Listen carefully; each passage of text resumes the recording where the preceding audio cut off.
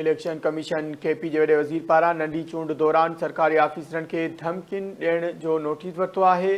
वॾो वज़ीर सोहेल आफरीदी उम्मीदवार शहनाज़ उमर अयूब सुभाणे इलेक्शन कमीशन तलब कया विया आहिनि। वॾे वज़ीर जी तक़रीर दौरान रूपोश उमर अयूब बि गॾु बीठल हो। तर्जमान इलेक्शन कमीशन जी वेठण आहे। चीफ एग्जीक्यूटिव जे गैर ज़िम्मेवाराने रवैये सबबि NA 18 में नंढी चूंड कराइण ॾुखियो थी वियो आहे।